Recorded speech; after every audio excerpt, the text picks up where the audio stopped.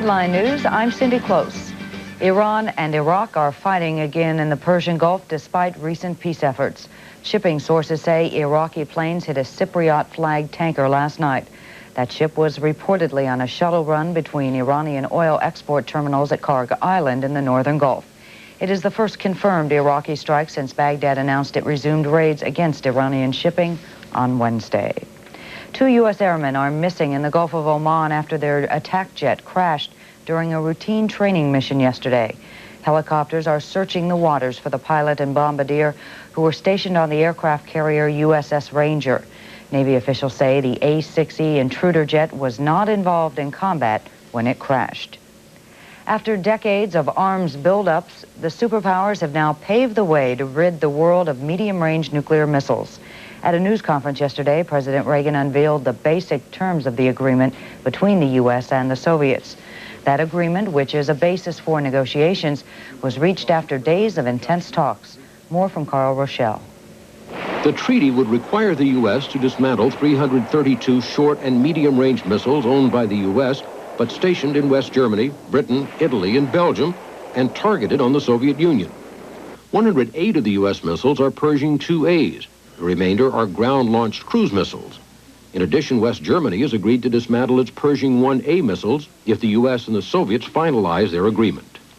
In return, the Soviets will dismantle 462 of their short and medium-range nuclear missiles aimed at Western Europe and 221 pointed at China and Japan. What it amounts to is an elimination of one set of weapons. And I think anything that enables us to maintain deterrence at lower levels is a good thing. Soviet conventional forces far outweigh those available to the U.S. and NATO allies, both in terms of men under arms and hardware such as tanks and aircraft.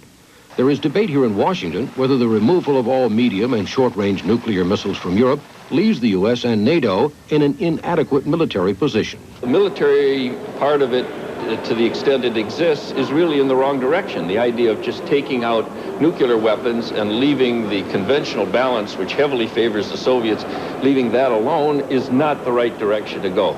This proposal will simply take us back to that position when we were well defended in Europe in the eyes of our NATO allies. We will be again. There will be no military insufficiency. There are still nuclear weapons that can be fired from the battlefield or delivered by aircraft, and the U.S. has a full contingent of nuclear weapons available on missile submarines, and cruise missiles are carried by B-52 bombers, attack submarines, and some surface ships. Part of the U.S. and NATO strategy has always been using its nuclear arsenal to make up for the shortage of troops and equipment.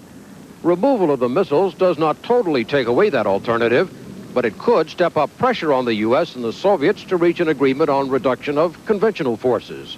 Carl Rochelle, CNN, The Pentagon. Soviet Foreign Minister Eduard Shevardnadze has apologized for the shooting of an American serviceman by Soviet soldiers in East Germany. He said yesterday the Soviets only meant to fire warning shots at 2 U.S. soldiers because they were near a closed security area. Officials say one soldier was superficially wounded in Thursday's gunfire. After facing 4 days of relentless questioning, Supreme Court nominee Robert Bork is going back for more. The Senate Judiciary Committee summoned Bork for a record 5th day of confirmation hearings this afternoon. Yesterday, Bork defended himself against charges that he would undo court rulings protecting protesters, minorities, and women. He's out of step with the Congress, out of step with the country, out of step with the Constitution and many of the most fundamental issues facing America. Mr. Bork is a walking constitutional amendment, and he should not be confirmed by the Senate. Senator, that is, if those charges were not so serious, the discrepancy between the evidence and what you say would be highly amusing. I have not asked that either the Congress nor the courts be neutral in the face of racial discrimination.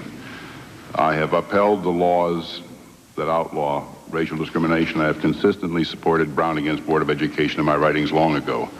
I have never written a word hostile to women. I have never written a word hostile to privacy. Bork also denied charges. He has changed his conservative views to win confirmation. He says the accusations are preposterous. 2 influential judges will be receiving the nation's highest civilian awards today.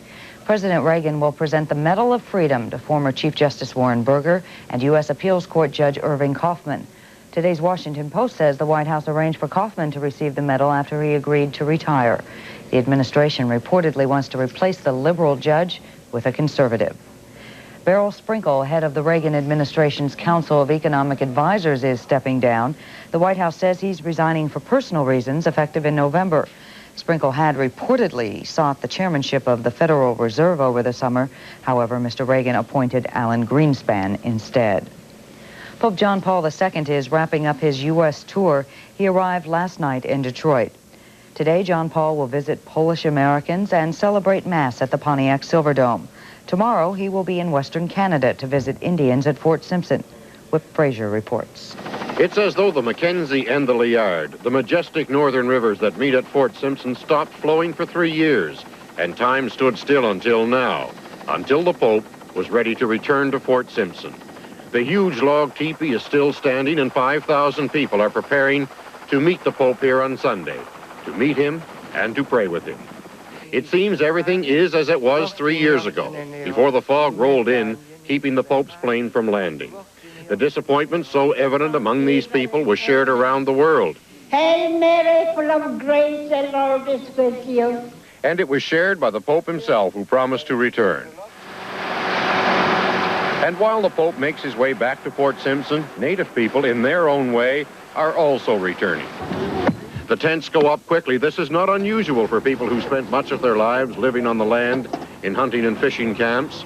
For many, it's also the second time they pitched their camp in Fort Simpson to see the Pope. The second time they spent their last dollar just to get here.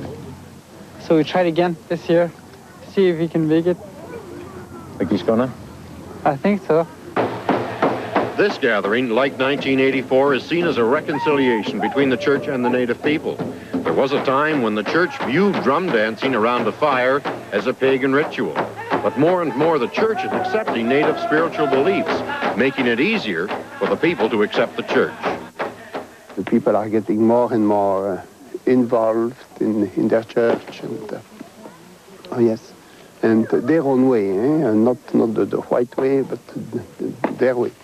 What's happening in Fort Simpson this weekend is two faiths coming together. In 1984, the Pope's visit was the biggest thing to ever happen in the lives of northern native people. But this visit has become even more significant, in part because they have had to renew their faith, but also because they now believe that they are seen by the Pope as special, because he has agreed to travel so far to see so few people in such a remote part of the country. Whit Fraser, CBC News, Fort Simpson, Northwest Territories.